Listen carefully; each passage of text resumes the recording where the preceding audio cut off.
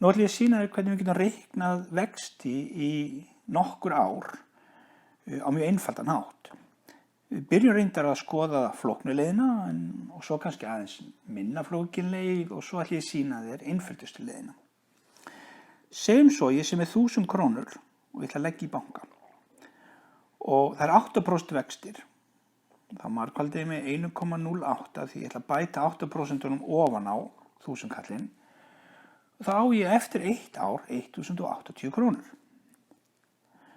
En nú ætla ég að eiga þennan pening í 2 ár. Þannig að þessi peningur er áfram í bankanum. Það þýðir að árið 2 þá á ég 1080 í byrjun. En ég ætla að bæta 8% vöxtum við það líka. Þannig ég margfaldi með 1,08. Þá fæ ég út að eftir 2 ár á ég 1166 krónur og 40 aura. Nú, segjum svo ég vilja eiga þennan pening í 3 ár. Þá byrjar 3. árið á því að ég á 1166 krónur og 40 aura í bankanum og það bætast 8% vextir við það líka sem þýðir að eftir 3 ár þá á ég 1259 krónur og 71 aura. Ok, þessi leið virkar, hún virkar fínt. En það er til styttri leiðir, auðveldari leiðir. Og ég ætla að byrja á því að sýna leið sem er aðeins auðveldari.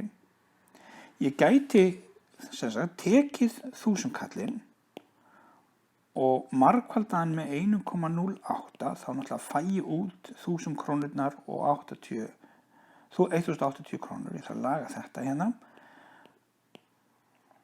Ég fæ þá út 1080 krónur. Ef ég tek þetta og margfalda aftur með 1,08, hvað gerist þá? Svona. Þá fæ ég út 1166 krónur og 40 aura, nákvæmlega eins og ég fekk í fyrri tilrauninni. Og ef ég margfalda aftur með 1,08, hvaða tölu fæ ég þá út? Jú, 1259 krónur og 71 aura eins og í fyrri tilrauninni. En væri hægt að gera þetta enn auðveldara? Svar er já.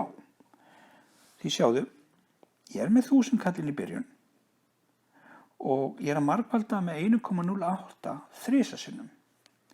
Gæti ég þá margfaldað með 1,08 þá fæ ég 1080 krónur. En ef ég set þetta 1,08 í þriðja veldi þá dettur upp upphæðin strax 1259 krónur og 71 aura. Þannig að þessi leið er mjög fín til þess að reikna út vexti yfir mörg ár eða mörg tímabil.